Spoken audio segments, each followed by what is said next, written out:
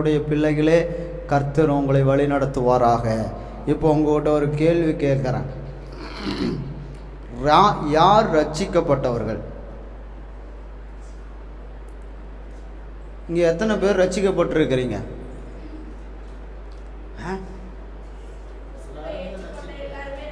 எல்லாரும் ரட்சிக்கப்பட்டிருக்கிறாங்க. கிறிஸ்துவை ஏற்றுக்கொண்டவர்கள் ரட்சிக்கப்பட்டிருக்கிறாங்க. நீங்கள் இங்கே எத்தனை பேர் ரட்சிக்கப்பட்டிருக்கிறீங்க? நான் ரட்சிக்கப்பட்டிருக்கேன்ப்பா. ஓ, நீங்கள் ரட்சிக்கப்பட்டா நான் ரட்சிக்கப்பட்டேன்னு அர்த்தமோ? நான் ரட்சிக்கப்பட்டிருக்கேன்ப்பா அப்படின்னு பொய் சொல்லிட்டு ஏமாந்து போயிடக்கூடாது. பார்த்தீங்களா? முடிவு பரியந்தான் நிலை நிற்கிறவன் ரட்சிக்கப்படுவான். இப்போ யார் ரட்சிக்கப்படுவார்கள் அப்படின்னு சொல்லி பார்த்தீங்கன்னா, சங்கீதம் 7வது அதிகாரம் 10வது வசனம் சொல்லுகிறது, செம்மையான இருதயம் உள்ளவர்களை ரட்சிக்கிற தேவன். அல்லேலூயா. செம்மையான இருதயம் யார்கிட்ட இருக்கிறதோ அவர்கள் ரட்சிக்கப்பட்டவர்கள். ஞானஸ்தானம் எடுத்தவர்கள் ரட்சிக்கப்பட்டவர்கள் அல்ல, அபிஷேகம் பெற்றவர்கள் ரட்சிக்கப்பட்டவர்கள் அல்ல, ஊழியம் செய்கிறவர்கள் ரட்சிக்கப்பட்டவர்கள் அல்ல. யார் ரட்சிக்கப்பட்டவர்கள்? செம்மையான இருதயம் உள்ளவர்கள் ரட்சிக்கப்பட்டவர்கள். இப்போ செம்மையான இருதயம் அப்படின்னா என்ன? இருதயத்தில் கசப்பு இருந்துச்சுன்னா அதுக்கு பேர் என்னது? செம்மையான இருதயமா கசப்பான இருதயமா? வெறுப்பு, பொருளாசை, விக்கிரக ஆராதனை, சண்டை, வைராக்கியம், அப்போ செம்மையான இருதயமா இருக்காதா அதெல்லாம் அப்படின்னு கேட்டிங்கன்னா, இப்படி இருந்தால் இருதயம் செம்மையாக இருக்காது. அல்லேலூயா. அந்நிய பாஷையில் பேசுவாங்க சில பேர், ஆனால் இருதயத்தில் பார்த்தா எப்படி இருக்கும்? கசப்பு, பல பாஷைகள். வாயில் அந்நிய பாஷை, இருதயத்தில் பல பாஷைகள். அப்படி இருக்கும் பொழுது எப்படி ரட்சிக்கப்பட்டன்னு சொல்லுவாங்க?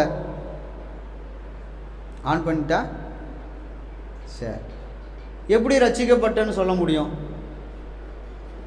அப்போ இருதயத்தில் செம்மை உள்ளவர்கள் ரட்சிக்கப்படுவார்கள். கவனிங்க, நாங்கள் அகலையை கூட்டிகிட்டு பஸ்ஸில் போயிட்டு இருந்தோம். அப்போ அங்கே பஸ்ஸுக்குள்ளே திருவள்ளுவர் திருக்குறள் எழுதியிருக்கோம். எல்லா பஸ்ஸுலையும் எழுதியிருக்கோம், கவர்மெண்ட் பஸ்ஸுலையும் எழுதியிருக்கோம். அதில் ஒரு படித்தான், ஒருமை கண் தான் கற்ற கல்வி ஒருவருக்கு எளிமையும் ஏமாப்பும் உடைத்து அப்படின்னு சொல்லிட்டு, புரியல அப்படின்னு எழுதிருந்துச்சு. அப்போ அகலையை கூப்பிட்டு இது என்ன அர்த்தம் அப்படின்னு கேட்டேன். ஏன்னா படித்தவங்களுக்கு கேட்டால் தானே தெரியும், நம்மளுக்கெல்லாம் என்னப்பா திருக்குறள் பற்றி நமக்கு என்ன தெரியும்? திருக்குறள் 10 திருக்குறள் சொல்கிறதுக்கு ஒரு வருஷமாக சொல்லியும் சொல்ல முடியல என்னால். அப்படி அப்போது என்ன அர்த்தம்னு கேட்டிங்கன்னா, ஒருவன் படித்தவனாக இருந்தால் 7 தலைமுறைக்கு அது பிரயோஜனமாக இருக்கும். என்னது? ஒரு ஆள் படித்தா அவனுடைய சந்ததி 7 தலைமுறைக்கு அது என்னவாக இருக்கும்? பிரயோஜனமாக இருக்கும். அந்த அளவுக்கு படிப்பு முக்கியம். 7 தலைமுறைனா, ஒருத்தர் படிச்சிருக்கிறாருன்னா அவனுடைய பிள்ளைகள் அவங்களுடைய பிள்ளைகள், இப்படி 7 தலைமுறைக்கு அந்த படிப்பு பிரயோஜனமாக இருக்குமா? அப்போ என்ன ஆண்டவரே, நான் தான் படிக்கலையே, அப்போ என் தலைமுறை என்ன, என் தலைமுறை எப்படி இருக்கும் அப்படின்னு சொல்லிட்டு நான் ஆண்டவர்கிட்ட அப்போ கேட்குறேன், பஸ்ஸுக்குள்ளே உட்காந்துட்டு. அப்போ ஆண்டவர் சொன்னார், உன்னுடைய தலைமுறை 1000 தலைமுறை ஆசீர்வாதமாக இருக்கும். எப்படி 1000 தலைமுறை ஆசீர்வாதம் இருக்குன்னா, ஒருவன் ரட்சிக்கப்பட்டால், ஒருவன் படித்தவனாக இருந்தால் 7 தலைமுறை தான். ஆனால் ஒருவன் ரட்சிக்கப்பட்டவனாக இருந்தால் அவனுடைய தலைமுறை 1000 தலைமுறைக்கு ஆசீர்வாதமாக இருக்கும் என்று சொல்லி வேதம் சொல்லுகிறது. யாத்திராகமம் 20வது அதிகாரம் 6வது வசனம் சொல்லுகிறது, என்னிடத்தில் அன்பு கூர்ந்து என் கற்பனைகளை கைக்கொண்டால் 1000 தலைமுறைக்கு இரக்கம் செய்கிறவராயிருக்கிறேன். ஹல்லேலூயா. இதுதான் படித்தவனுக்கும் ரட்சிக்கப்பட்டவனுக்கும் உள்ள வித்தியாசம். ஹல்லேலூயா. நீங்கள் ரட்சிக்கப்பட்டவங்களாக இருந்தால், ஹல்லேலூயா, 1000 தலைமுறைக்கு சொத்து சேர்க்கிறவங்களா இருப்பீங்க. படித்தவனா இருந்தா எவ்வளோ சொத்து சேர்க்கலாம்? 7 தலைமுறைக்கு சேர்த்துருவீங்களா? அடே அப்பா, நம்ம கதை ஓட்டுறதே பெரும்பாடாக இருக்கு.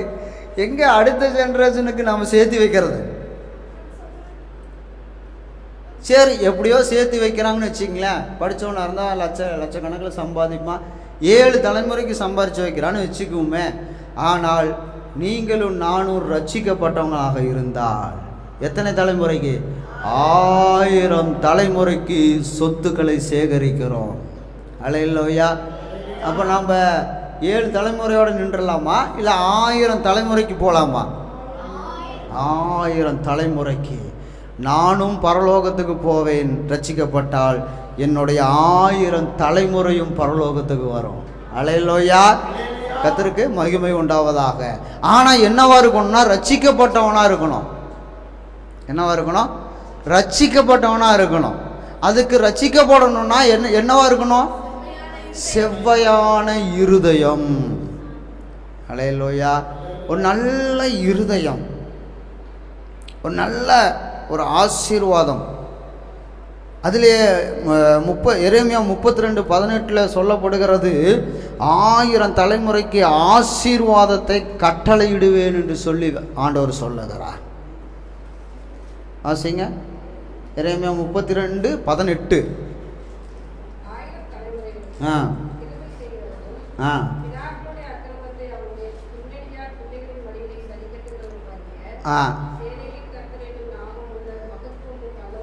ஆமென். 1000 தலைமுறைக்கு தேவன் என்ன செய்கிறார்? வழி நன்மை செய்கிறார். ஹல்லேலூயா. 1000 தலைமுறைக்கு நன்மை செய்கிறார், நல்லது செய்கிறார். என் பிள்ளைகள் நல்லா இருக்கணும்னா நான் ரட்சிக்கப்பட்டவனா இருக்கணும். ஹல்லேலூயா. நான் ரட்சிக்கப்பட்டவனாக இருந்தால் நான் ஞானஸ்தானம் எடுத்திருக்கணும். அப்புறம் யாத்திராகமம் 20:6 என்ன சொல்லுகிறது? அவரிடத்தில் அன்பு கூர்ந்து. யாரிடத்தில் அன்பு கூர்ந்து? ஏசப்பாட்ட அன்பு கூறணும். ஹல்லேலூயா. அடுத்தது, அவருடைய கற்பனைகளை அத்தனையும் கைக்கொள்ளணும். ஹல்லேலூயா. தசமபாகம் கொடுக்கணும். அது தசமபாகம் கொடுத்துட்டு மற்ற கற்பனைகளையும் விட்டுறக்கூடாது. எல்லா கற்பனையும் என்ன செய்யணும்? கைக்கொள்ளணும். ஒரு வேலைக்கு எடுக்கிறாங்கன்னா, இன்டர்வியூ போனோன்னா அவங்க கொடுக்குற எல்லா ஃபார்ம்லேயும் என்ன செய்யணும்? எல்லாத்தையும் ஃபுல் பண்ணணும். ஹல்லேலூயா. ஹல்லேலூயா. என்ன செய்யணும்? எல்லாத்தையும் ஃபுல் பண்ணணும். அப்போ தான் நமக்கு வேலை கிடைக்கும். இல்லைன்னா கிடைக்குமா? கிடைக்குமா? கிடைக்காதுங்களா? சும்மா சொல்லுங்களேன். எல்லா பேராகிராஃபையும் ஃபுல் பண்ணலின்னா பாதி மட்டும் பண்ணுனா கிடைக்குமா? அதே போல தான் கர்த்தருடைய ஆசீர்வாதம் எனக்கு மாத்திரமல்ல, என்னுடைய பிள்ளைகள் 1000 தலைமுறைக்கு ஆசீர்வாதம் வேணும் என்றால் ஃபார்மை எல்லா பேராகிராஃபையும் ஃபுல்லப் பண்ணணும். ஹல்லேலூயா. எல்லாத்தையும் ஃபுல் பண்ணிட்டு டேட்டு மட்டும் போடலின்னு வச்சுக்கங்களேன். எல்லாத்தையும் ஃபுல் பண்ணிட்டு கடைசியில் கையெழுத்து மட்டும் போடலின்னு வச்சுங்களேன், செல்லாது.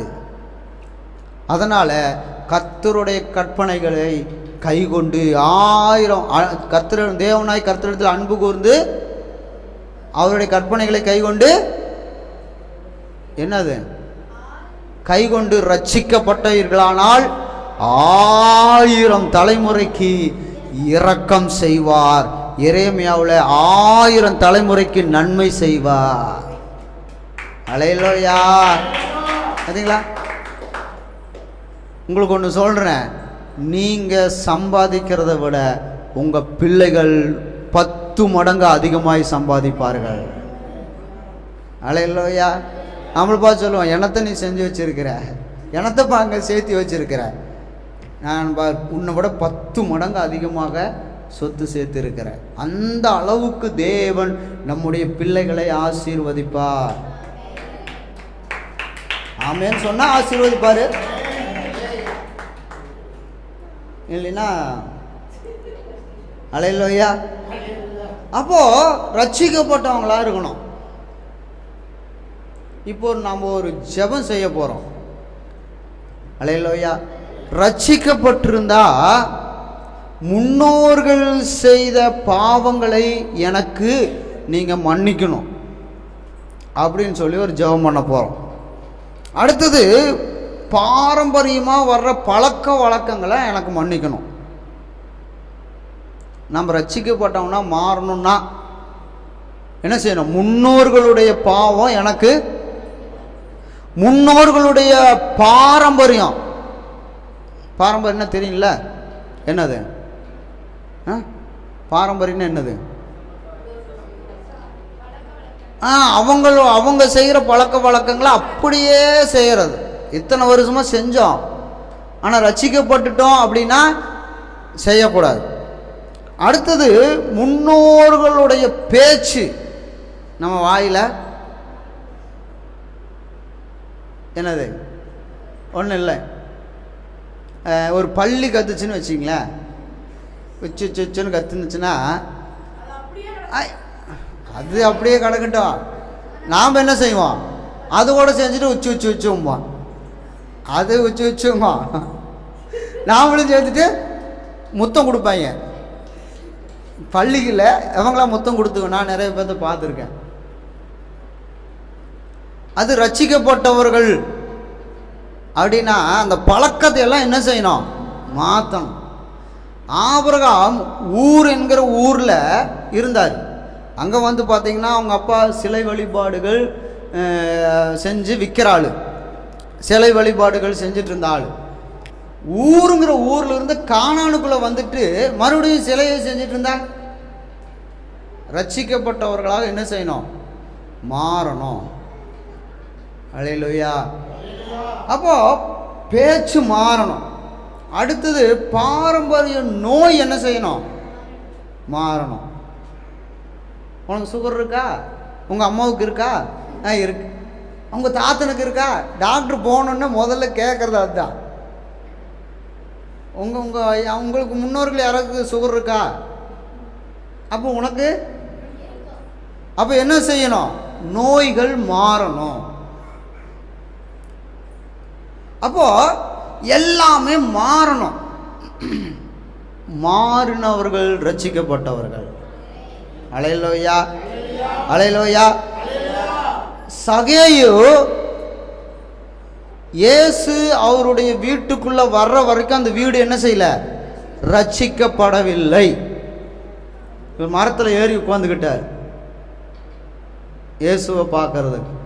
இயேசு சொன்னார், கீழே இறங்கி வா அப்படின்னு சொன்னார். நாமளும் வந்து எத்தனை பேர் இறங்குவோம்? இது பேசாதே அப்படின்னு சொன்னா இறங்கு அப்படின்னா என்ன செய்யணும்? இறங்கிடணும். அப்போ இயேசு சொன்ன வார்த்தைகளை அப்படியே கீழ்ப்படிஞ்சார். இயேசு என்ன சொன்னார்? இந்த வீட்டுக்கு சொல்லுங்கள ரட்சிப்பு வந்தது, இவனும் ஆபிரகாமின் குமாரனாய் இருக்கிறார். ஆபிரகாம் கீழ்ப்படிந்தார், எல்லாத்துக்கும் கீழ்ப்படிந்தார். என்ன சொன்னாரோ எல்லாத்துக்கும் கீழ்ப்படிஞ்சார். அவனுடைய பிள்ளைகளாக, ஆபிரகாமுடைய குமாரனாக குமார்த்தியாக தேவன் நம்மளை வைத்திருக்கிறார். அவருடைய இரத்தத்தினால அந்த சந்ததியில் நம்மளை சேர்த்து இருக்கிறார். அல்லேலூயா. அப்போ நான் என்ன செய்யணும்? ரட்சிக்கப்பட்டவனாக மாறணும் அப்படின்னு நினைக்கிறவங்க மாத்திரம் ஒன்று முழங்கால் படியிடுங்க, உங்களுக்காக நான் ஜெபிக்கிறேன். அல்லேலூயா. முழங்கால் படியிட்டீங்கன்னா நான் ரட்சிக்கப்பட வேண்டும் அப்படின்னு சொன்னீங்கன்னா, தாவீது சொன்னது போல சங்கீதம் 7:10, செம்மையான இருதயம் உள்ளவர்களை ரட்சிக்கிற தேவன் எனக்கு கேடகமாய் இருக்கிறார் என்று சொல்லி தாவீது சொன்னார். நான் ரட்சிக்கப்பட வேண்டும். ஒருவன் படித்தவனாக இருந்தால் 7 தலைமுறைக்கு இரக்கம் காட்டுகிற தேவன். அல்லேலூயா. நான் ரட்சிக்கப்பட்டவனாக மாற வேண்டும். ஏசப்பாட்ட எத்தனை பேர் கேட்குறீங்க? ஒரு சொட்டு கண்ணீர் விட்டு ஏசப்பாட்ட கேளுங்க. அல்லேலூயா, அல்லேலூயா. நன்றி ஏசப்பா. அல்லேலூயா. ஒப்புக்கொடுங்க, எல்லாரும் ஒப்புக்கொடு. நான் ரட்சிக்கப்பட்டவனாக மாற வேண்டும். நான் ரட்சிக்கப்பட்டவனாக மாற வேண்டும். ஓரி கரடவா. அல்லேலூயா, அல்லேலூயா. நன்றி நன்றி நன்றி நன்றி. அல்லேலூயா. ஒப்பு கொடுங்க. அல்லேலூயா, அல்லேலூயா, அல்லேலூயா, அல்லேலூயா, அல்லேலூயா, அல்லேலூயா, அல்லேலூயா. எல்லாரும் ஒப்பு கொடுங்க. ஆண்டவரே, நான் ரட்சிக்கப்பட வேண்டும். எதுக்கு தெரியுமா? 1000 தலைமுறைக்கு உங்களுக்கு ஆசீர்வாதத்தை கர்த்தர் கட்டளையிடுகிறார். அல்லேலூயா. செவ்வையான இருதயத்தை எனக்கு தாரும் என்று சொல்லி நீங்கள் கேட்பீர்களானால் கர்த்தர் அப்படியே செய்வார். ஓ ரக்கடபா. இருதயத்தில் இருக்கிற கசப்புகள் மாற வேண்டும். எல்லாரும் கேளுங்க. இருதயத்தில் இருக்கிற கசப்பு, இருதயத்தில் இருக்கிற வெறுப்பு, இருதயத்தில் இருக்கிற பொருள் ஆசை, அல்லேலூயா, இருதயத்தில் இருக்கிற சண்டை, இருதயத்தில் இருக்கிற வைராக்கியம் எல்லாம் மாறினா நீங்க தான் ரட்சிக்கப்பட்ட மகள், நீங்க தான் ரட்சிக்கப்பட்ட மகள்.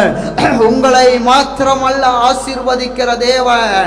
நீ ரட்சிக்கப்பட்டால் உன் 1000 தலைமுறைக்கு கர்த்தர் இரக்கம் காட்டுவார். அல்லேலூயா. என்னுடைய பாரம்பரியமாய் எங்கள் முன்னோர்கள் சேர்த்து வச்ச சாபங்களை மன்னியோ, என் முன்னோர்கள் செஞ்ச பாவங்களை மன்னியோ. ஓரி கரடாதி ரபா. நீ ரட்சிக்கப்பட்டவளாக மாற வேண்டும் என்றால் முன்னோர்கள் செய்த பாவத்தை எனக்கு மன்னியும் என்று சொல்லி கேட்டீர்களானால் கர்த்தர் உங்கள் பாவங்களை மன்னிப்பா. முன்னோர்கள் செய்த பாவ பழக்க வழக்கங்கள் இனி உன் வாழ்க்கையில இருக்கக்கூடாது. அல்லேலூயா. என்னை மாற்றும் என்று சொல்லி யார் கேட்கிறார்களோ அவர்களை கர்த்தர் ரட்சிக்கப்பட்டவர்களாக மாற்றுகிறார்.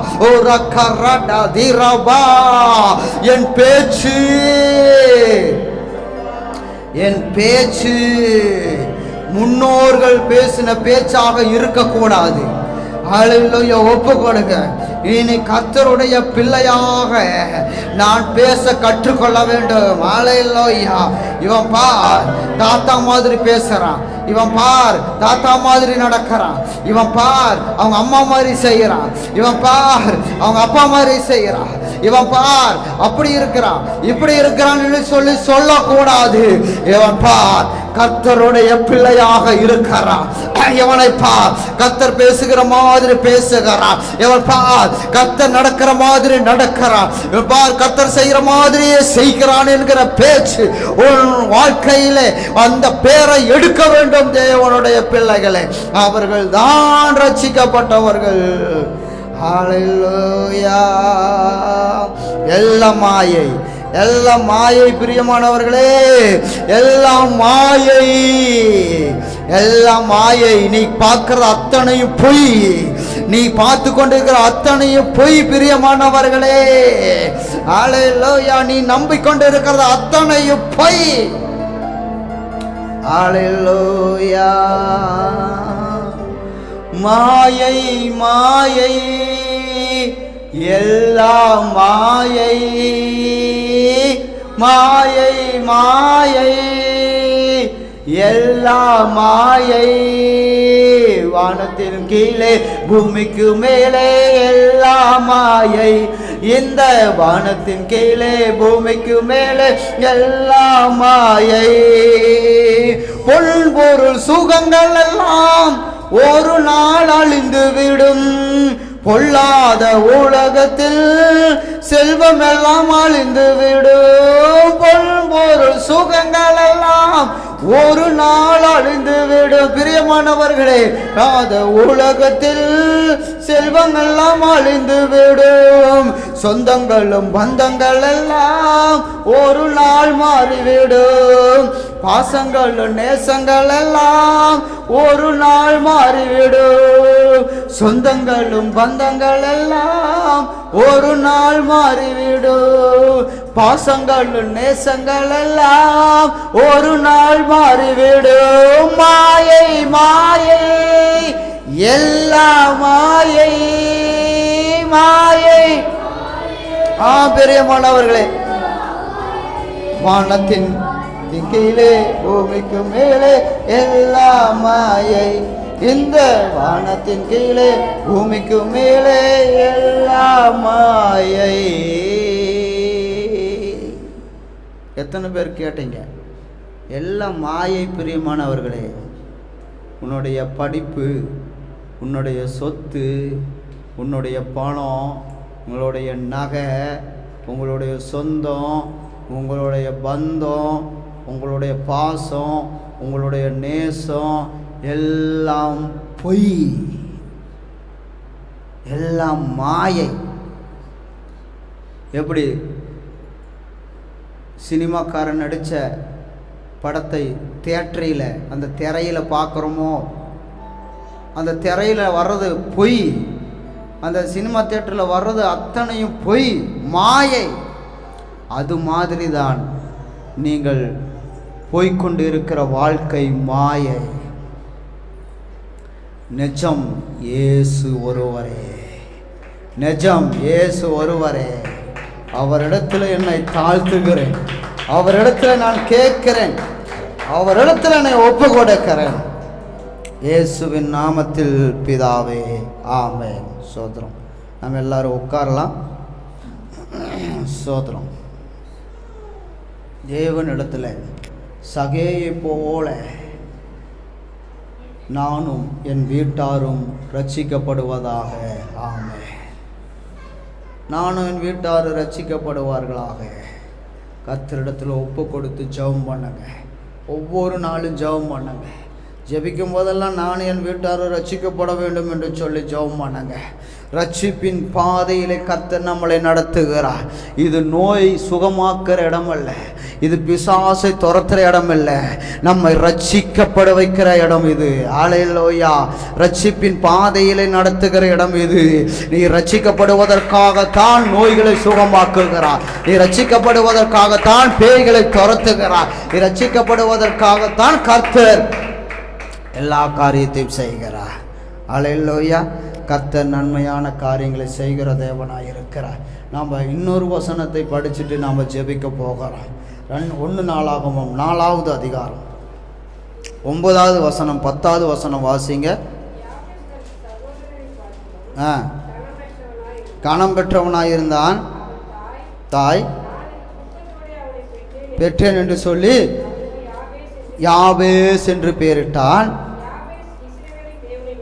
இஸ்ரவேலின் தேவனை நோக்கி,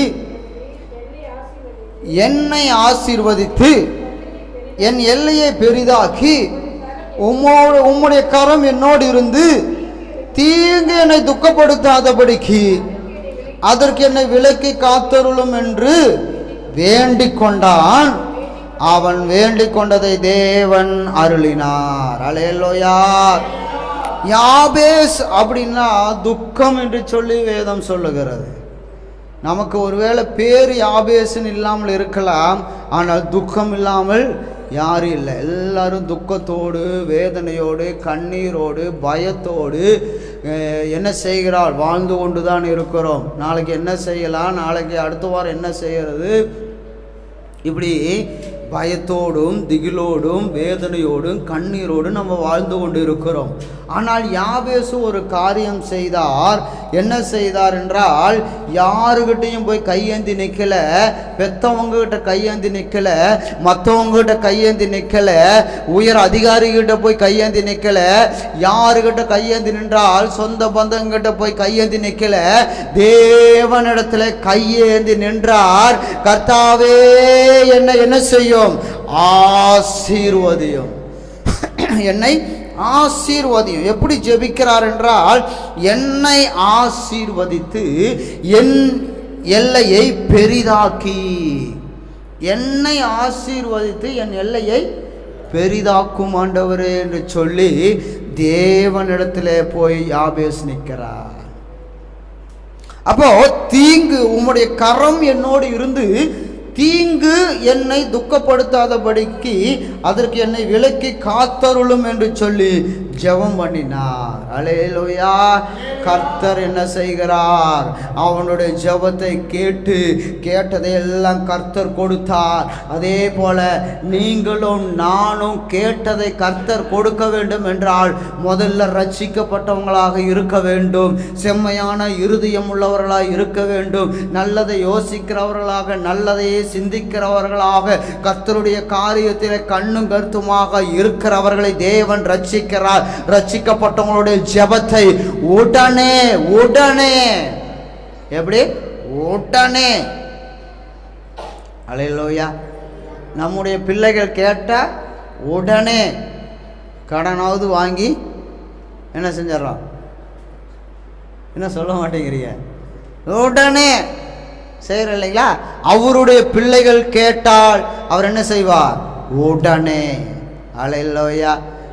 நானும் வருஷக்கணக்காக ஜெபிச்சுட்டு தான் இருக்கிறேன் பாஸ்டர், ஒன்றும் நடக்கிற மாதிரி இல்லையேன்னா முதல்ல நம் இருதயத்தை மாற்ற வேண்டும். அல்லேலூயா. அப்போ தேவனிடத்தில் போய் நிற்கிறதுக்கு ஒரு துணிச்சல் வேணும். இன்றைக்கு முதலமைச்சர்கிட்ட போய், இப்போ நான் நிற்கிறேன், முதலமைச்சருடைய பையன் நிற்கிறான், யார் உடனே துணிச்சலாக முதலமைச்சர்கிட்ட போவாங்க? இந்த பக்கத்தில் சவுண்டே வர மாட்டேங்குது. யார் போய் உடனே யாருக்கிட்டையும் கேட்காம ஒன்றும் சொல்லாமல் உடனே போய் நிற்கிறது யார்? முதலமைச்சருடைய பையன். நான் போக முடியுமா? அப்போ தேவனிடத்தில் வந்து உடனே நின்று, அவர்கிட்ட வந்து நின்று கேட்டு உடனே வாங்கிட்டு போகிறவங்க யாராக இருக்கணும்? ஆண்டவருடைய பிள்ளைகள். அல்லேலூயா. அப்போ நீங்களும் நானும் ஆண்டவருடைய பிள்ளைகளாய் நடந்து கொண்டால் வந்து நின்ன உடனே என்ன நடக்கும்?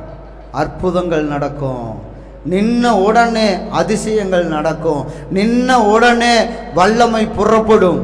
அல்லேலூயா. தேவனிடத்திலிருந்து பிரசன்னம் புறப்படும். ஆனால் என்னவா இருக்கணும்? என்னவா இருக்கணும்? சொந்த பிள்ளையா இருக்கணுமா, தத்தெடுத்த பிள்ளையா இருக்கணுமா? தத்தெடுத்த பிள்ளையா இருந்தா இருறா, காசு இருக்கும்போது வாங்கி தரேன். சொந்த பிள்ளையா இருந்தா இருமா, கடனா எவனா உடனே ஃபோன் எடுத்து 5000 இருக்குதா 10,000 இருக்குதா அப்படின்னு சொல்லி உடனே ஃபோன் பண்ணி காசை வாங்கிடணும். ஆனால் தத்தெடுத்த பிள்ளையா இருந்தா எர்றா, காசு கிடைக்கும்போது வாங்கி தர, பெண் அவசரம். ஆமாவா இல்லைங்களா? இப்போ நீங்கள் ஏசப்பாவுக்கு பிள்ளைகளா, தத்தெடுத்த பிள்ளைகளா? பிள்ளைகள்னா இருதயம் எப்படி இருக்கணும்? அப்பனை போலவே மகன் இருக்கான். எப்படி? அப்பாவை போலவே மகன் இருக்கான். பேசுகிறதும் அப்படியே பேசுகிறான். நடக்கிறது பாரு, பின்னாடி பாரு, அப்போ மாதிரியே நடந்து போகிறான் பாரு. சொல்கிறோமா இல்லைங்களா? அல்லேலூயா. அந்த மாதிரி இவன் ஏசப்பாவுக்கு இவர்கள் யார்? தேவனுடைய பிள்ளைகள். அல்லேலூயா. இப்போ யாபேசு என்ன செய்தார்? ஆசீர்வதியும் என்று சொல்லி ஜெபிச்சார். இப்போ நாம் என்ன செய்ய போகிறோம்? என்னை ஆசீர்வதிங்க, அப்புறம் என் எல்லையை பெரிதாக்குங்க, அப்புறம் உங்களுடைய கரை என்னோடு இருக்கட்டும், அப்புறம் தீங்கு என்னை துக்கப்படுத்தாதபடிக்கு என்னை விலக்கி காத்தருளும். சரி, இந்த ஆபேசு பணக்காரனா ஏழையா? ஒன்றும் இல்லாதவனா? பிச்சைக்காரனா பணக்காரனா? இப்படியெல்லாம் கேள்வி கேட்பேங்கிறதா அப்படியே மறைஞ்சு உட்காந்துக்கிறோம் நாங்கள் எல்லாம். எதுக்கு வம்பு அப்படின்னு சொல்லுங்க. பணக்காரனா ஏழையா? பணக்காரன்னு உங்களுக்கு தோணுது. அப்புறம் எதுக்கு என்னை துக்கம், எனக்கு என்னை ஆசீர்வதிங்க அப்படின்னு சொல்லி ஏன் கேட்கணும்?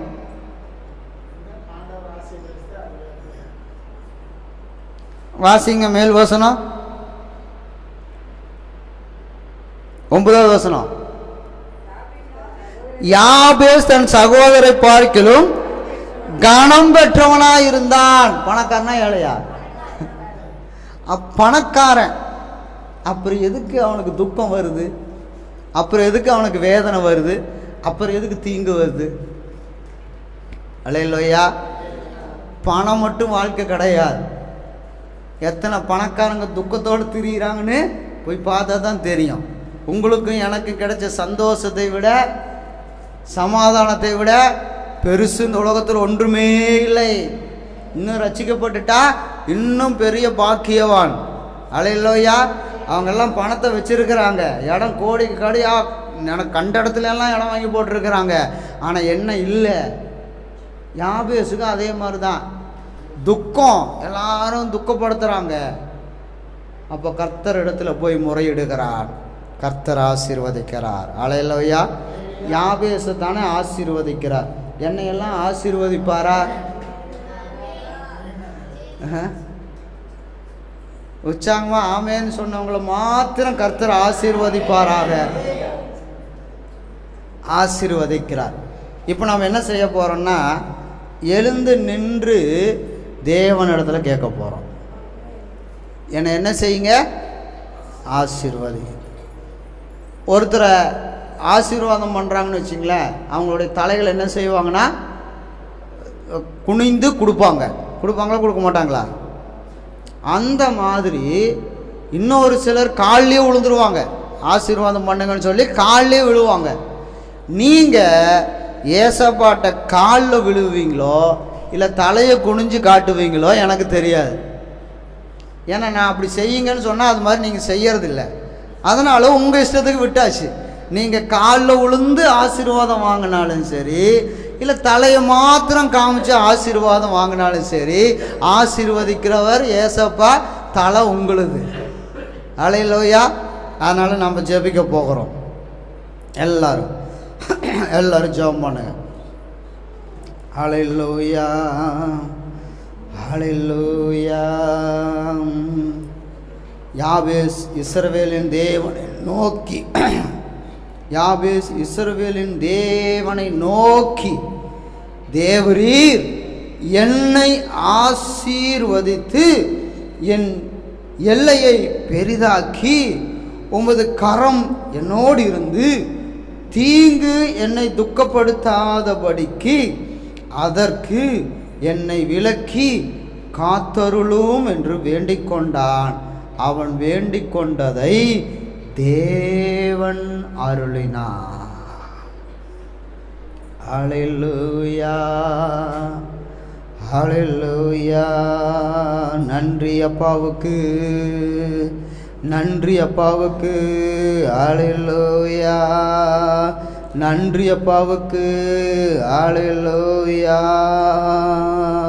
நன்றி அப்பாவுக்கு என்னை தாழ்த்துகிறேன். தேடி இயேசு வந்தார், என்ன தேற்றி வாழ வைத்தார். தேடி இயேசு வந்தார், என்ன தேற்றி வாழ வைத்தார். கண்ணீர் கடலினிலே நான் கதறி முழ்கையிலே, கண்ணீர் கடலினிலே நான் கதறி முழ்கையிலே, கர்த்தர் தம் கரம் நீட்டினார், கர்த்தர் தம் கரம் நீட்டினார், என் கண்ணீரெல்லாம் துடைத்தார், என் கண்ணீரெல்லாம் துடைத்தார். தேடி இயேசு வந்தார், என்ன தேற்றி வாழ வைத்தார். இக்கரணதரபாம் ஏசப்பா தேடி வந்து உங்களை தொட்டு ஆசீர்வதிக்கிறார். யாபேசை போல இஸ்ரவேலின் தேவனை நோக்கி என்னை ஆசீர்வதியும், வழி நடத்தும். இயேசுவின் நாமத்தில் பிதாவே, ஆமென். சோதரம். நம்ம எல்லாரும் உட்காரலாம்.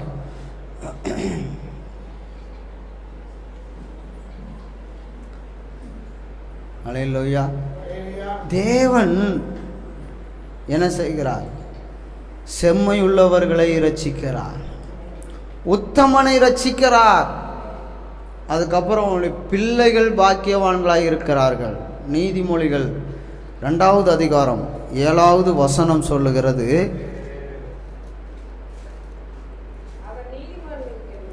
நீதிமான்களுக்கென்று வைத்து வைத்திருக்கிறார், உத்தமமாய் நடக்கிறவர்களுக்கு அவர் கேடகமாய் இருக்கிறார். அல்லேலூயா. உத்தமமாய் நடக்கிறவர்களுக்கு அவர் என்ன செய்கிறார்? கேடகமாய் இருக்கிறார். அல்லேலூயா. நான் உத்தமமாய் நடந்தால் கர்த்தர் எனக்கு பாதுகாப்பாய் இருக்கிறார். கேடகம் என்னது? பாதுகாப்பு, உத்தமம். இது உத்தமம். இந்த காரியம் பேசலாமா வேண்டாமா, சொல்லலாமா வேண்டாமா, செய்யலாமா வேண்டாமா அப்படின்னு சொல்லிட்டு நாம் செயல்படுவோமானால் நாம் உத்தமனாய் இருக்கிறோம். அல்லேலூயா. ஆபிரகாமை பார்த்து கர்த்தர் சொல்லுகிறார், நீ உத்தமனாய் இருந்து உன் காரியங்களை நடப்பி. ஆதியாகமம் 18வது அதிகாரம் நினைக்கிறேன். தேவன் என்ன செய்கிறார்? உத்தமமாய் நடந்து உன் காரியத்தை நடப்பி.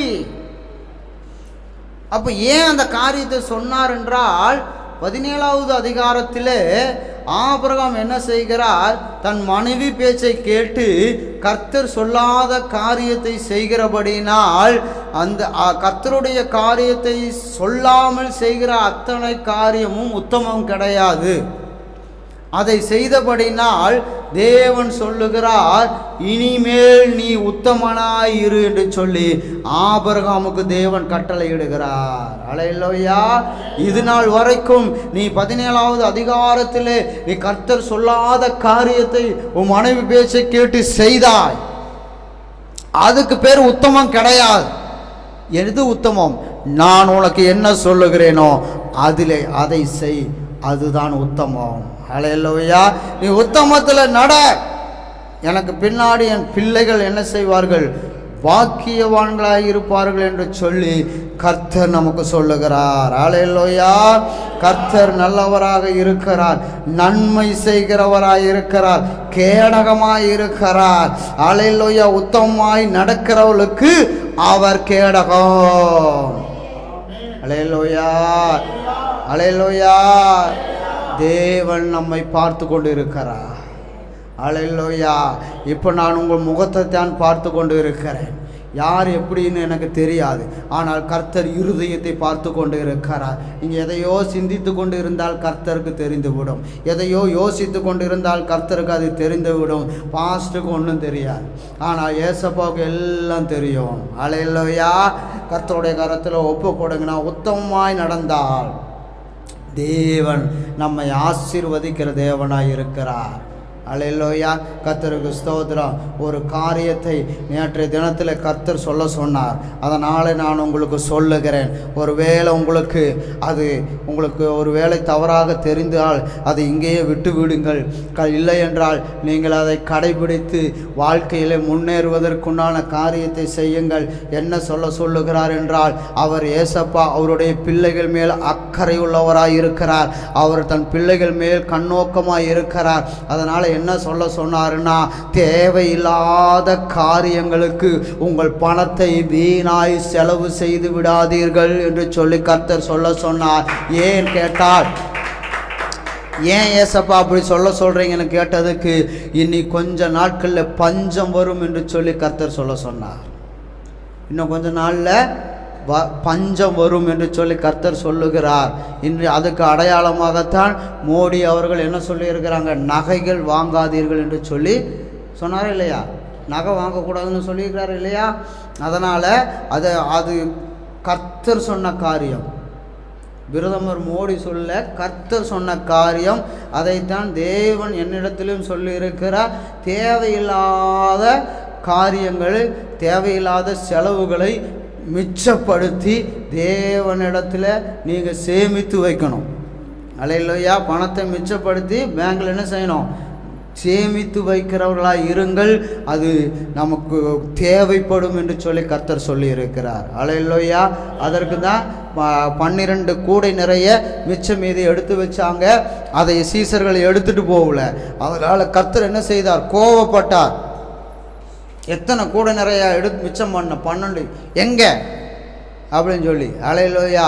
அதனால் நீங்கள் மிச்சம் பண்ணி வையுங்கள், அது உங்களுக்கு ஆசீர்வாதமாக இருக்கும். அல்லேலூயா. அது கர்த்தர் கொடுக்கிற ஆசீர்வாதமாக இருக்கும் என்று சொல்லி கர்த்தர் சொல்லுகிறார். நீங்கள் சேமிக்கிற ஒவ்வொரு ரூபாயும் கர்த்தருடைய ஆசீர்வாதம் என்று சொல்லி சொல்லுகிறார். அல்லேலூயா. அல்லேலூயா. எப்படி நான் ஏன் இன்னைக்கு நடத்துகிறவர் அன்னைக்கு நடத்த மாட்டாரா அப்படின்னெல்லாம் கிடையாது. கர்த்தர் ஆசீர்வதிக்கிறார். சொன்னார்னா அவ்வளோதான். நாம் என்ன செய்யணும், தேவையில்லாத ஒரு காரியத்தை செய்யாதபடி அந்த காரியத்தில் என்ன செய்யணும், பணத்தை சேமித்து வைக்க வேண்டும். அல்லேலூயா. இன்றைக்கெல்லாம் தெரியாது. நீங்கள் சேமித்து வைக்கிற பணம் ஒரு நாள் அதைத்தான் கர்த்தர் உங்களுக்கு தேவைகளுக்கு பயன்படுத்த போகிறார். அல்லேலூயா. வேதம் சொல்லுகிறது, எண்ணெயை சேதப்படுத்தாத. எதை சேதப்படுத்தாத? என்ன நிறையா எண்ணெயை பயன்படுத்தக்கூடாது. இன்றைக்கி அதுதான் நடந்து கொண்டு இருக்கிறது. இன்றைக்கி அதுதான் வசனம்தான் நிறைவேறி கொண்டு இருக்கிறது. அல்லேலூயா. கடலெண்ணெயும் நிறைய ஊற்றி சமைக்காதீங்க, அது உடம்புக்கு இன்னும் சொல்ல மாட்டேங்கிறீங்க. அதனால் எண்ணெயை நிறைய சேதப்படுத்தாதீங்க. அடுத்தது பெட்ரோலும் என்ன தானே, ஆமாவா இல்லைங்களா? பெட்ரோல் தேவையான காரியங்களுக்கு நீங்கள் வண்டி வாகனங்களை பயன்படுத்துங்கள். ஏன்னு கேட்டிங்கன்னா, பிரதமர் அவர்கள் என்ன செஞ்சுருக்கிறாங்க, அவருக்கு பின்னாடி ஒரு 10 காரோ 15 காரோ வரும். அதனால் அவங்க என்ன செஞ்சுருக்கிறாங்க, முதலமைச்சரும் பிரதமரும் என்ன செஞ்சுருக்கிறாங்கன்னா, எனக்கு பின்னாடி 2 கார் வந்தால் போதும், மீதி 12 13 காரை கேன்சல் பண்ணுங்க, பெட்ரோல் மிச்சமாகும். செய்கிறாங்களா இல்லைங்களா? இதெல்லாம் எதற்கு அடையாளம்? வசனம் நிறைவேறுவதற்கு அடையாளமாக, நமக்கு முன்மாதிரியாக முதலமைச்சர்களையும் பிரதமர்களையும் தேவன் செய்ய வைத்து கொண்டிருக்கிறார். அல்லேலூயா. நாமளும் என்ன செய்யணும், கட்டாயம் செய்யணும். எடுத்தோடனே டக்குன்னு எடுத்துட்டு முறுக்கக்கூடாது. அதே போல் எண்ணெய் தாளிக்கும் போது எடுத்து கொபுக்குன்னு ஊற்றிடக்கூடாது. எண்ணெயை மிச்சப்படுத்துங்கள். வெளிப்படுத்தின விசேஷம் படித்தவங்களுக்கு தெரியும். எண்ணெயை என்ன செய்யுங்க, மிச்சப்படுத்தி சேமித்து வையுங்க. அதே போல் பணம் காசுகளை சேமித்து வைங்க, அது நமக்கு ஆசீர்வாதமாக இருக்கும் என்று சொல்லி கர்த்தர் சொல்லுகிறார். அல்லேலூயா. அடுத்தது சங்கீதம் 9வது அதிகாரத்தில் ஒரு வசனத்தை படித்து நாம் ஜெபிக்க போகிறோம். தேவனை மறக்கிறவர்கள். சங்கீதம் 9ல்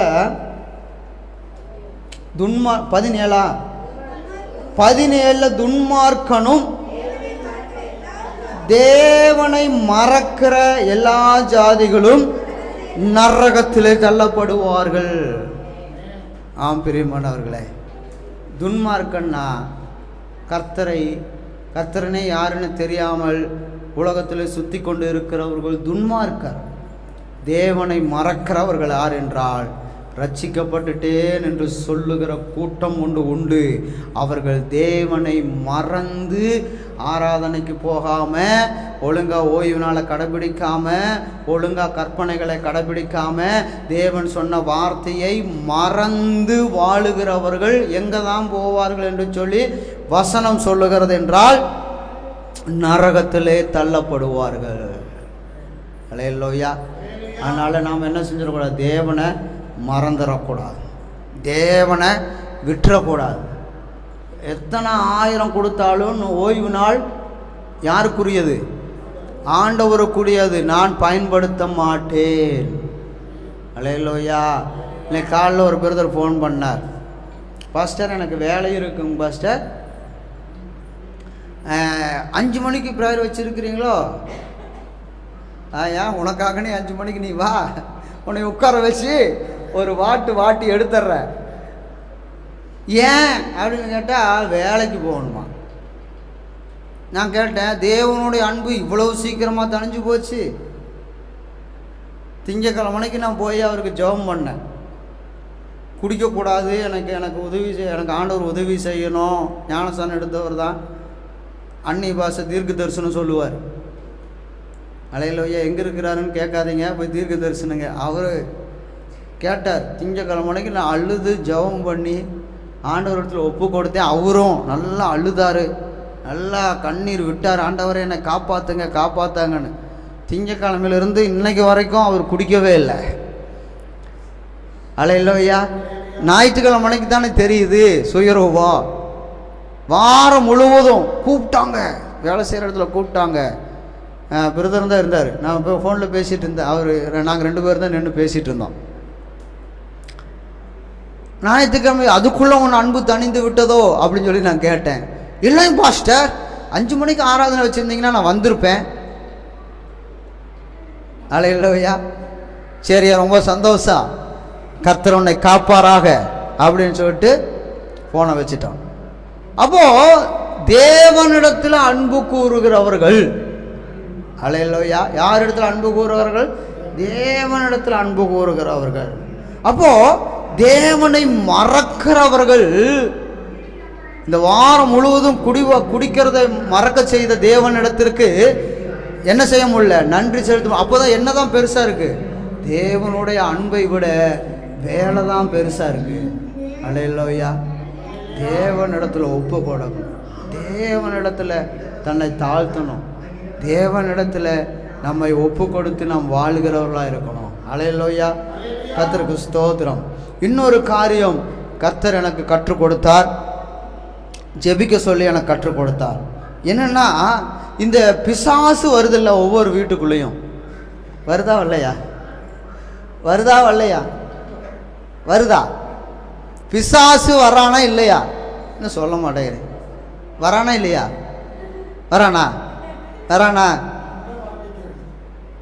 வரானா இல்லையா? யார் வர வைக்கிறாங்கன்னு நான் கேட்கல. வர்றானா இல்லையா?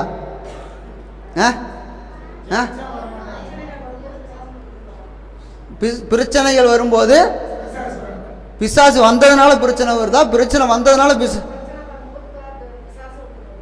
உங்களுக்கு பிரச்சனை வரும்போது பிசாசு வர்றான். அவன் பிசாசு வந்ததுனால பிரச்சனை வரல. நாம பிரச்சனை பண்ணும் போது பிசாசு உள்ள வர்றான்.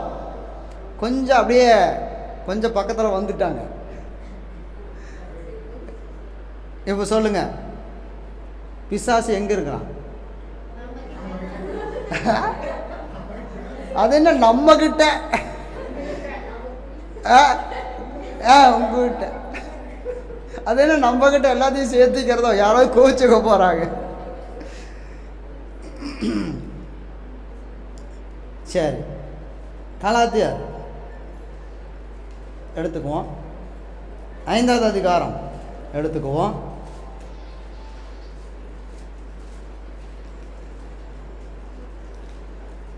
எடுத்துட்டீங்களா? எத்தனை பேர் எடுத்துட்டீங்க? எல்லாரும் எடுத்துட்டீங்களா?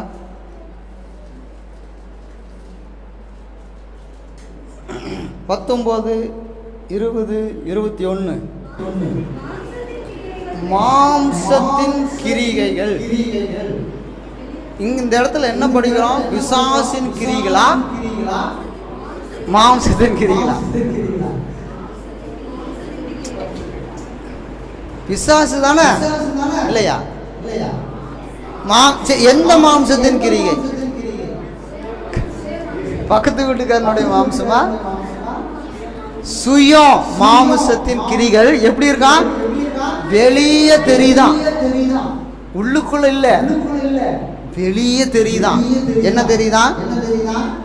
அவை யாவன விபச்சாரம், வேசித்தனம், அசுத்தம், காம விகாரம், விக்கிரக ஆராதனை, பில்லி சூனியம், பகைகள், விரோதங்கள், வைராக்கியங்கள், கோபங்கள், சண்டைகள், பிரிவினைகள், மார்க்கபேதங்கள், பொறாமைகள், கொலைகள், வெறிகள், களியாட்டுக்கள் முதலானவை. இதெல்லாம் யாருக்கிட்ட இருக்கு? யார் மாம்சம்? பிசாசின் கிரிகளா, என்னுடைய கிரிகளா? ஆனா யார் மேல பழிவு போடுறோம்? சண்டை போட்டுட்டு யார் உள்ள வந்துட்டாங்க? என்ன சொல்ல மாட்டேங்கிறீங்க? அப்போ மாம்சத்தின் கிரிகளை கட்டி ஜெபம் பண்ணு. ஒவ்வொருத்தருக்குள்ளும் மாம்சம் இருக்கிறது, ஒவ்வொருத்தருக்குள்ளேயும் ஆவி இருக்கிறது. ஆவியின் கிரிகளை கட்ட அவள் அப்படின்னு சொல்லி ஆண்டவர் என் கூட பேசினார். அல்லேலூயா. மாம்சத்தின் கிரியை கட்டு, ஆவிக்குரிய கிரியை கட்டு அவள். ஏன்னா ஆவியின் கனியோ என்னது?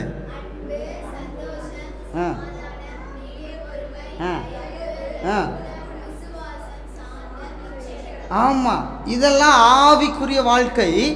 மேலே இருக்கிறதெல்லாம் சரீரத்துக்குரிய வாழ்க்கை. அதனால மாம்சத்தின் கிரியை கட்டு. நான் ஏன் தெரியுமா ஏசப்பா இப்படி சொன்னாரு? நான் என்ன ஜெபம் பண்ணுறதுன்னா, பிசாசின் கிரிகளை கட்டுகிறேன், பிசாசின் கிரிகளை கட்டுகிறேன்.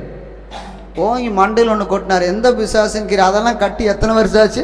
இன்னைக்கு வந்து மறுபடியும் பிசாசின் கிரிகளை கட்டிட்டிருக்கிறியா? பிசாசின் கிரியை கட்டாத, அவங்களுடைய மாம்சத்தின் கிரியை கட்டு என்று சொல்லி என்னை ஜெபிக்க சொன்னார். என்ன சோகமா இருக்கிற மாதிரி தெரியுது? வாயை திறக்க மாட்டேங்குது. அல்லேலூயா. விபச்சாரம், வேசித்தனம், அசுத்தம், காம விகாரம், விக்கிரக ஆராதனை. விக்கிரக ஆராதனை என்னது? புரியல. வசனத்தின்படி பொருளாசை என்னும் விக்கிரக ஆராதனை. நாம என்ன நினைச்சிட்டு இருக்கிறோம்? அங்க சிலையை வச்சுட்டு கும்பிடாம பத்தி அவன் தான் விக்கிரக ஆராதனை செய்யறான்.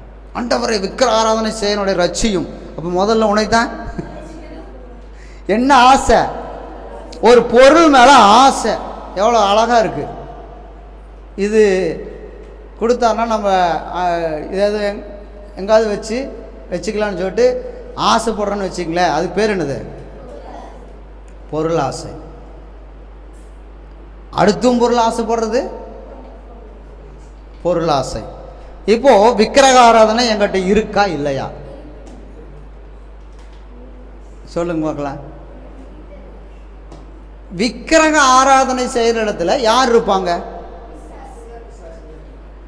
அப்புறம் வந்துட்டான் அப்புறம் வராம என்ன செய்வான்? எனக்கு புரியல. பார்த்தீங்களா எவ்வளோ ஒரு பெரிய விக்கிரக ஆராதனை. இப்போதான் சொல்லிட்டு இருக்க, சொல்ல சொல்ல ஆசையா. அப்ப விக்கிரக ஆராதனை யாருகிட்ட இருக்கு? உங்க வீட்டுக்கு முன்னாடி இருக்கிற சிலையை கும்பிடுற விக்கிரக ஆராதனை இல்லை. பொருள் ஆசைப்பட்டாலே அடாடாடா இந்த சேலை எவ்வளோ அழகா இருக்குது.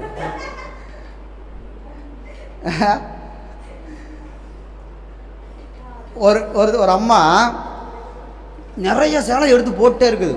10, 15, 20 சேலைக்கு மேலே எடுத்து போட்டாக்கு இதே எடு அதை எடுன்னு அவனே அப்படின்ட்டு எடுத்து போட்டுருக்கிறான். இல்லைன்னா வேலை போயிருமே. அதனால் 2 லேடிக்கு வந்தாங்க. இந்த அம்மா முதல்ல இந்த அம்மா போனால் தானே நாம் அடுத்தது சேலை எடுக்க முடியும்னு சொல்லிட்டு ஒரு அம்மா ஐடியா பண்ணுது. என்ன பண்ணுதுன்னா, இந்த அம்மா வேண்டான்ட்டு எடுத்து போட்டதை போய் அடியிலேருந்து எடுத்துட்டு, இது சூப்பராக இருக்குது, ஆனால் இது எவ்வளோண்ணா அப்படின்னு கேட்டா, நான் எடுத்து வச்சுருக்கிறேன், நீ எங்கே வந்து எடுக்கிற அப்படின்னு சொல்லிட்டு, ஆனால் இது பேக் பண்ணுங்கண்ணா அப்படின்ட்டு அந்த அம்மா பேக் பண்ணிவிட்டு வாங்கிட்டு போயிடுச்சு. எப்படி ஐடியா? ஒரு சேலையை எடுக்கிற அந்த விக்கிர ஆராதனை செய்கிற அந்த அம்மாவை துரத்துறதுக்கு ஒரு சூப்பர் ஐடியா. அந்த அம்மா போனதுக்கப்புறம், ஏண்டி அது அசிங்கமாக இருக்குது, பார்க்கறக்க நல்லா இல்லை, அதை போய் நல்லா இருக்குதுங்கிற, அதையும் அந்த அம்மா வாங்கிட்டு போச்சு இல்லை. இல்லையா நல்ல பொருளாக இருக்கும். எவனாவது வந்து ஏன்டா இதை வாங்கின அப்படின்னு சொல்லிட்டானா போதும், எல்லா சந்தோஷம் போயிடும். அட இன்னொரு 1000 ரூபா கொடுத்து அந்த ஃபோனை வாங்கியிருந்தா என்ன, இந்த ஃபோனை வாங்கிட்டிய, இன்னொரு 1000 ரூபாய் 2000 ரூபாய் கொடுத்துருந்தா அந்த ஃபோனு வாங்கியிருந்தா என்ன. இல்லையா ஏன்னா அந்த அம்மா லோன் போட்டு வாங்கிருங்க, 20,000 ஃபோனை எப்படி என் தலையில் கட்டலான்னு அந்த அம்மா பார்த்துச்சு. லோனை போட்டுருங்க. அம்மா எங்கிட்ட 11,000 தான் இருக்குது, 12,000 தான் இருக்குது. இல்லைங்க நீ லோனை போட்டுருங்க, நான் லோனுக்கு ரெடி பண்ணிடுறேங்க, ஆதார் கார்டு இருக்குதா அது இருக்குது. இங்கே வர எனக்கு இருக்கிற காசு போனை கொடுத்தா போதும், இல்லைன்னா ஆளை விடுன்னு சொல்லிட்டு நான் கடை விட்டு எழுந்திரிச்சு வெளியே வந்துட்டான். இந்நேரம் கடங்காலனா ஆகிக்கிறப்போம் என்னைய. இல்லையா இருக்கிறது போதும் அப்படிங்கிற மனசு உடையவன் ரட்சிக்கப்படுவான் அப்படின்னு எங்கே எழுதியிருக்கு? பைபிளில் எழுதியிருக்க. எவ்வளோ அழகான பதில். போதும் அப்படிங்கிற மனசு அவன் தான் ரட்சிக்கப்பட்டவன். அதான் மிகுந்த ஆதாயம். எங்க எழுதியிருக்கு? 1 தீமோத்தேயு 6:6 அறிவு, 6வது அறிவு என்ன சொல்லிருக்கு? போதும் மனதொன்னு கூடிய தேவ பக்தியே. சூப்பரான ஐடியா தான். போதும்பா, எனக்கு இது போதும்பா, இதுவே எனக்கு அதிகம், இதே எனக்கு போதும் அப்படின்னு வச்சுக்கணும். தூண்டி விடுவான் பக்கத்து வீட்டுக்காரன். இல்லையா நாங்கள் ஆல்டோ 800 போதும், நானாக்காரே போதும்னு சொல்லிட்டு நாங்கள் போய் விசாரிச்சுட்டு இருந்தோம். சரி அதில் அதிகமாக உட்கார முடியாதுன்னு சொல்லிட்டு சரி ஆல்டோ 800 இது இருக்கிறத போதும் அப்படின்னு சொல்லிட்டு நாங்கள் வாங்கினா 2 பேர் தூண்டி விடுறாங்க. வாங்குற என்ன காரு? பெரிய காரு, என்னமோ பேரை சொன்னாங்களே, ஸ்விஃப்ட்டு. வாங்குற ஸ்விஃப்ட்டு வாங்கலாம்ல, ஏன் நீயா வந்து கடன் கட்டுற?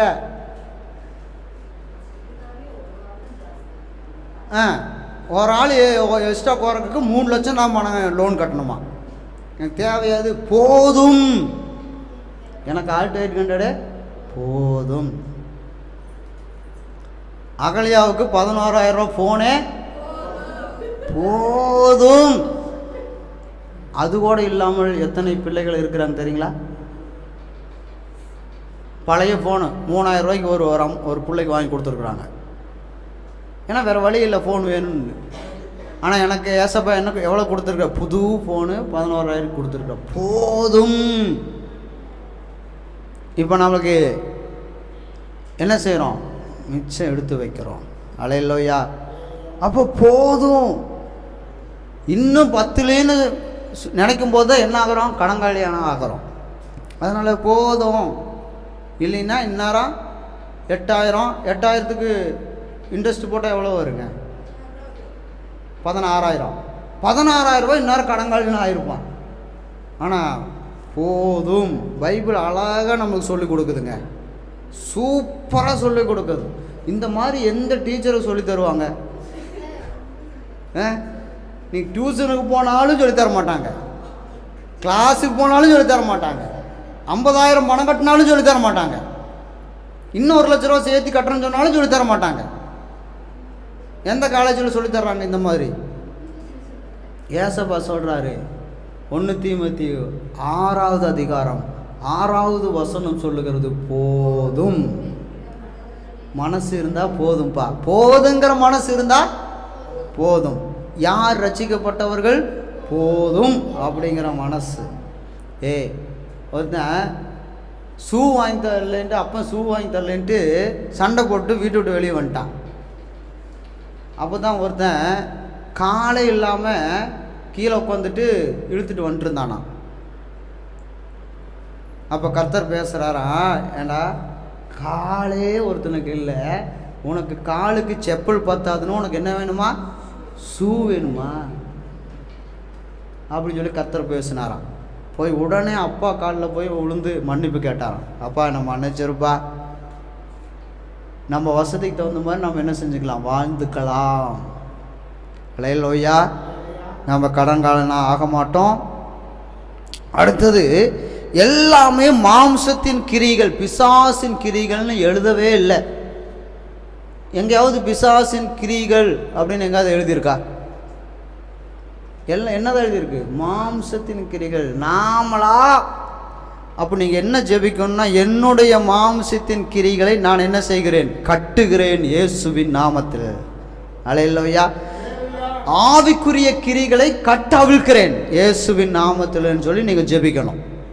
ஆனால் இன்னைக்கு மாம்சத்தின் கிரிகள் தான் கட்டவிழ்க்கப்பட்டு இருக்கிறது, ஆவிக்குரிய கிரிகள் கட்டப்பட்டு கிடக்கிறது. அல்லேலூயா. அன்பு அப்படின்னு இருக்கு, அங்க சண்டைகள் அப்படின்னு இருக்கா? ஆனா எதை கட்டவிழ்க்கப்பட்டிருக்கு? வாய். சண்டைகள் முதல் அளவு பண்ணிப்பான். ஆனா அன்பு கூறுனா வம்பு தான் கூறுறாங்களாம். அல்லேலூயா. அப்போ நாம் எது ரட்சிக்கப்பட்டவன் அப்படின்னா என்ன அடையாளம்? என்ன சொல்ல மாட்டேங்கிறீங்க? செம்மையான இருதயம். அடுத்தது, இருதயத்தில் ஆவிக்குரிய கனி இருதயத்தில் இருக்கணும். அல்லேலூயா. ஆவி எங்கே இருக்கு? நான் ஏற்கனவே உங்களோட சொல்லியிருக்கேன். இருதயத்தில் ஆவி தங்குற வீடு எது? இருதயம். அதனால தான் நீங்கள் இருதயத்தை எடுத்து வெளியே போட்டாலும் எல்லாம் சீக்கிரம் செத்துரும். ஆனால் இருதயம் மட்டும் 7 மணி நேரம் சாகாது, துடிச்சிட்டே கிடக்கும். அந்த ஆவி அதை விட்டு எப்போ போகுதோ அப்போ தான் அது சாகும். அப்போது ஆவிக்குரியவர்களாக தன்னை வெளிப்படுத்தி காட்ட வேண்டும். அல்லேலூயா. அல்லேலூயா. அப்போ நாம் யார், நாம் எப்படி வாழணும், எப்படி நடக்கணும், என்ன செய்யலாம் அப்படின்னு சொல்லிட்டு நமக்கு கற்றுக் கொடுக்கிறவர். உன்மேல் என் கண்ணை வைத்து உனக்கு ஆலோசனை சொல்லுகிறேன். ஏசப்பா நம்ம மேலே கண்ணை வச்சு ஆலோசனை சொல்கிறார். இப்படி தான் இருக்கணும் அப்படின்னு சொல்லிட்டு. அல்லேலூயா. இவங்க அம்மா கூட அப்பா கூட நமக்கு நம்ம மேலே கண்ணு வைத்து நமக்கு ஆலோசனை சொல்ல தெரியாது, சொல்ல முடியாதுன்னு இல்லை, சொல்ல தெரியாது. ஆனால் கர்த்தர் என்ன செய்கிறார்? உன்மேல் கண் வைத்து ஆலோசனை சொல்லுகிறார். எப்படின்னா, இப்போ நீங்கள் இந்த பாட்டிலை பாருங்கள், நான் தெரிவேன். ஆனால் உங்களுக்கு எது தான் மெயினாக தெரியும்? இந்த பாட்டில் பார்க்கும்போது நான் தெரியுறேனா இல்லையா? தெரிவேன், ஆனால் சரியா தெரிய மாட்டேன். ஆனால் என்னை பார்த்தால் இந்த பாட்டில் தெரியுதா? முன்னாடி தானே எல்லாம் இருக்கு, லைட்டாக தெரியும். இப்போ அந்த வாட்சை நான் உங்களையெல்லாம் பார்க்கும்போது வாட்ச் தெரியுது, ஆனால் எத்தனை மணின்னு தெரியல. வாட்சை பார்த்து பிரசங்கம் பண்ணுங்க பாஸ்டர் அப்படின்னு சொல்லிடாதீங்க. எங்களை பார்த்து பிரசங்கம் மட்டும் நீங்கள் உங்கள் வாட்டுக்கு பேசிகிட்டே இருப்பீங்க. வாட்சை பார்த்து இப்போ வாட்சை உங்களை பார்த்தா வாட்ச் தெரியுதானா, ஆனால் எத்தனை மணின்னு தெரியல. ஆனால் வாட்சை பார்க்குறேன், அதில் இருக்கிற நொடிமுள்ள பார்க்குறேன், ஆனால் நீங்கள்லாம் தெரியுது, உங்கள் ஏதோ யாரோ கலர் கலராக தெரியுது அவ்வளோதான், ஆனால் யார் எதுன்னு தெரியல. அல்லேலூயா. அப்போது தேவன் உன்மேல் கண் வைத்து அப்படின்னா பூமியே அவருக்கு தெரியும், ஆனால் உங்களை மாத்திரம் பார்க்கும் பொழுது மற்றவர்களெல்லாம் தெரிய மாட்டார்கள். துன்மார்க்கர்கள் தெரிய மாட்டார்கள், தேவனை மறக்கிறவர்கள் தெரிய மாட்டார்கள். யார் தான் தெய்வம்? தேவனுக்கு பயப்படுகிறவர்கள் மாத்திரம் என்ன செய்வார்? கர்த்தர் பார்க்கிறார். உன்மேல் என் கண்ணை வைத்து உனக்கு என்ன சொல்லுகிறேன்? ஆலோசனை சொல்லுகிறேன். பார்த்தீங்களா? அப்போ தேவனிடத்துல உங்களை ஒப்பு கொடுங்க. இதுதான் கடைசி கால எழுப்புதல் என்று சொல்லி கர்த்தர் என்னோடு பேசினார். யாரெல்லாம் இந்த சத்தியத்துக்குள்ளே வருகிறார்களோ அவங்களுக்கு கடைசி கால எழுப்புதலை அவர்கள் இருதயத்திலே நான் ஊற்றுவேன் என்று சொல்லி கர்த்தர் சொல்லுகிறார். அல்லேலூயா, அல்லேலூயா. அப்போ நீங்கள் என்ன ஜெபிக்கணும்னா, என்னுடைய மாம்சத்தின் கிரிகள் இயேசுவின் நாமத்தினாலே கட்டப்படுவதாக. ஏன்னு கேட்டிங்கன்னா, மாம்சத்தின் கிரிகள் ஒன்றுக்கும், வசனம் என்ன சொல்லுகிறது? ஒன்றுக்கும் உதவாது. ஏதாவது பிரயோஜனமாக இருக்குன்னு பார்த்தா ஒன்றுக்கும் உதவாது. ஆனால் ஆவிக்குரிய கிரிகள் நம்மளை பரலோக ராஜ்யத்துக்கு நேராக கொண்டு போகும். அல்லேலூயா. இதுதான் கடைசி கால எழுப்புதல். பாருங்கள், எரேமியா 31 நல்லா அழகாக ஒரு வசனத்தை கர்த்தர் எழுதி வைத்திருக்கிறார். எரேமியா 31 12, 13, 14 எழுதி.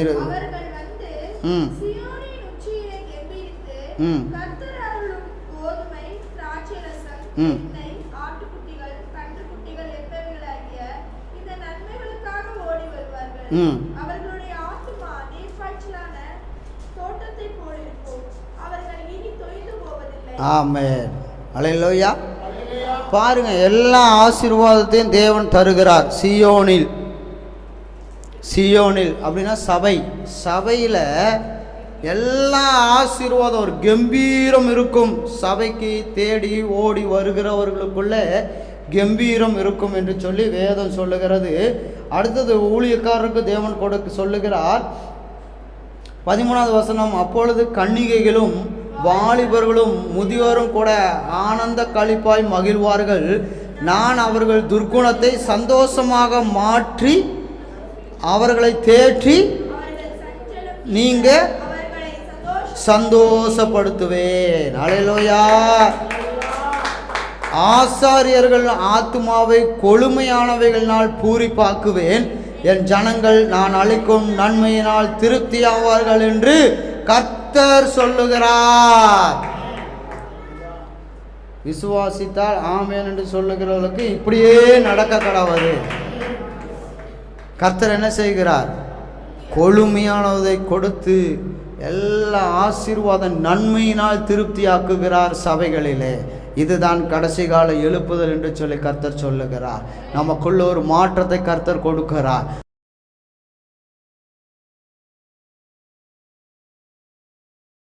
நம்மை குத்தி பேசுவதற்காக அல்ல, நம்மை குறை சொல்லுவதற்காக தேவன் பேசவில்லை, நம்மை கட்டி எழுப்புவதற்காக தேவன் பேசுகிறார்.